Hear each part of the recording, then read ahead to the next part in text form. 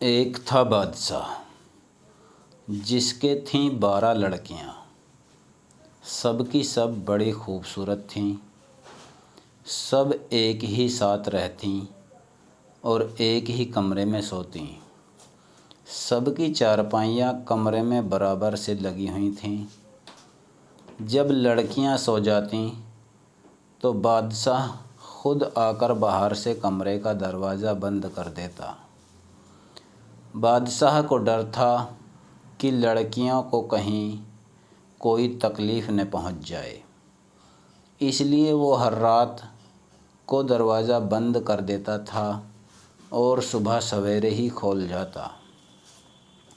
ایک دن صبح کو جب بادشاہ دروازہ کھولنے گیا تو یہ دیکھ کر اسے بڑا تعجب ہوا کہ 12 لڑکیوں کے جوتے ایک قطار میں رکھے ہوئے ہیں۔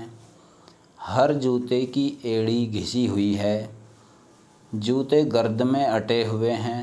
بادشاہ سمجھ گیا کہ لڑکیاں ضرور رات کو کہیں گئی تھیں، مگر لڑکیاں کیوں کر باہر گئیں یہ اس کی سمجھ میں نہ آیا۔ لڑکیوں سے پوچھنا مناسب نہ سمجھا۔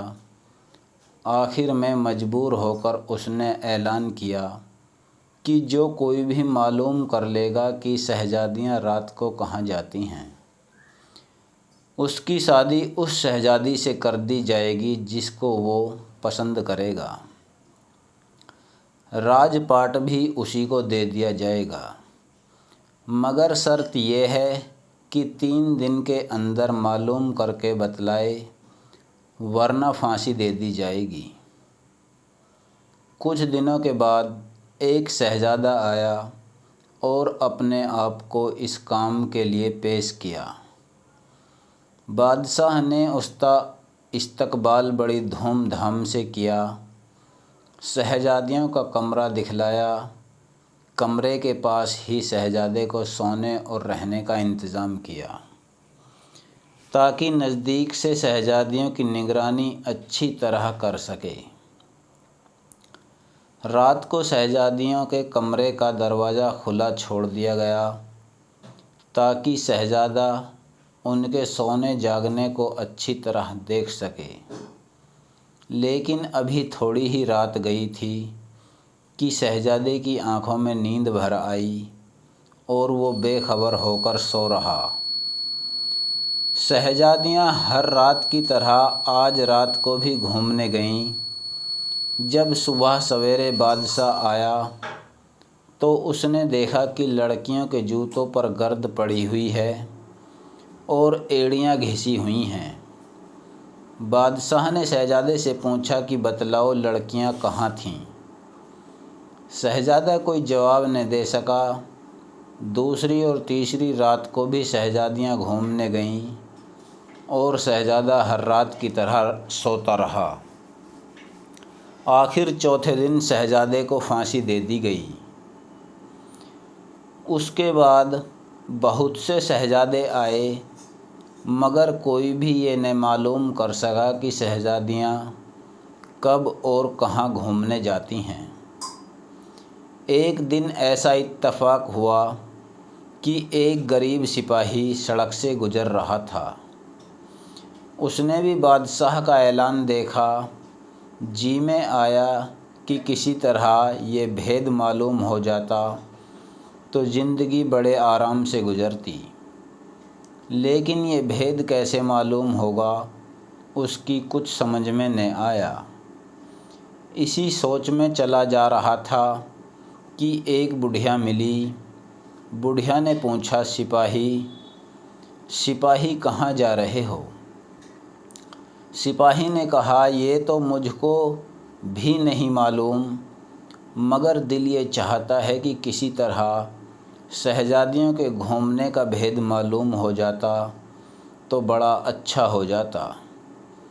بڑھیا نے کہا، یہ کوئی مشکل بات نہیں، بس تم ہمت کر لو تو بیڑا پار ہے۔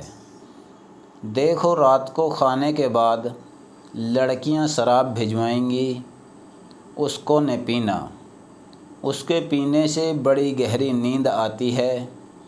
تم ہرگز شراب مت پینا، بستر پر لیٹتے ہی سوتا ہوا بن جانا اور یہ ظاہر کرنا کہ تم گہری نیند میں سو رہے ہو، تاکہ شہزادیاں نڈر ہو کر گھومنے جا سکیں۔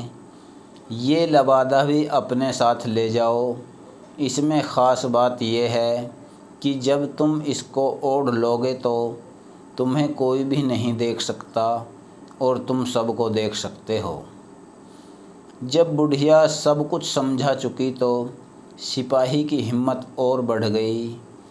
وہ بادشاہ کے پاس خوش خوش آیا اور کہنے لگا، میں معلوم کروں گا کہ شہزادیاں رات کو کہاں گھومنے جاتی ہیں۔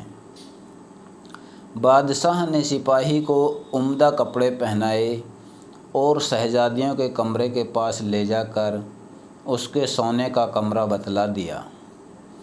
شام ہوتے ہی ایک شہزادی شراب کا پیالہ لیے ہوئے سپاہی کے پاس آئی اور ہنس کر پینے کو کہا۔ سپاہی نے اپنے حلق کے پاس ایک تھیلی باندھ رکھی تھی۔ سپاہی نے بڑی ہوشیاری سے شراب تھیلی میں اڑیل لی۔ چارپائی پر لیٹتے ہی گہری نیند میں سوتا ہوا بن گیا۔ شہزادیوں کو یہ دیکھ کر بہت خوش ہوئیں۔ آدھی رات کے قریب شہزادیاں اٹھیں، کپڑے پہنے، بال سنوارے اور گھومنے جانے کے لیے تیار ہو گئیں۔ سپاہی اپنی چارپائی پر لیٹا ہوا یہ سب دیکھ رہا۔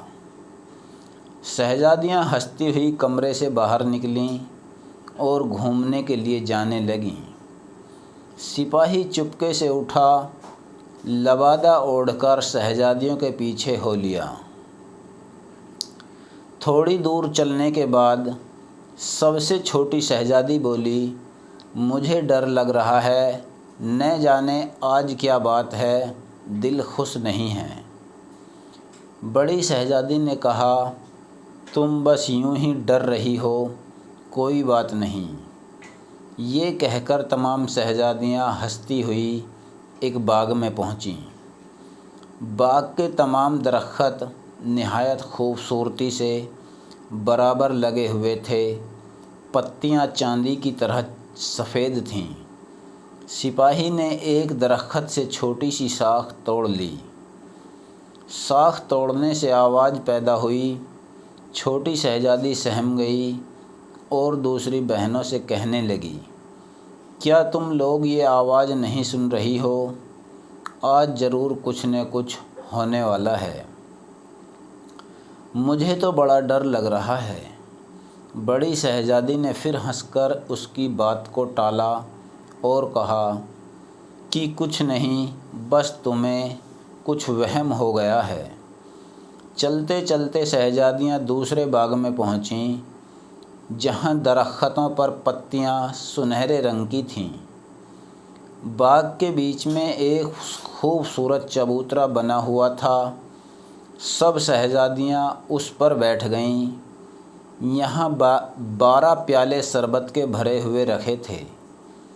ہر ایک شہزادی نے ایک پیالہ پیا اور پھر آگے کی طرف چلیں۔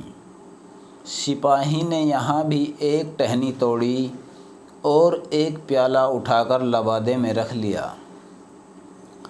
چھوٹی شہزادی شاخ ٹوٹنے کی آواز پر پھر ڈری اور بڑی شہزادی نے پھر دلاسا دیا۔ تھوڑی دیر کے بعد شہزادیاں ایک دریا کے کنارے پہنچیں، جہاں 12 کشتیاں کنارے پر لگی ہوئی تھیں اور ہر ایک کشتی میں ایک شہزادہ بیٹھا ہوا تھا۔ شہزادیاں ایک ایک کشتی میں بیٹھ گئیں اور دریا کے بیچ میں جا کر موجوں کا تماشا دیکھنے لگیں۔ صبح ہوتے ہوتے شہزادیاں واپس آ کر اپنی چرپائی پر سو گئیں۔ بادشاہ نے صبح کو شہزادیوں کے گھومنے کا حال سپاہی سے پوچھا۔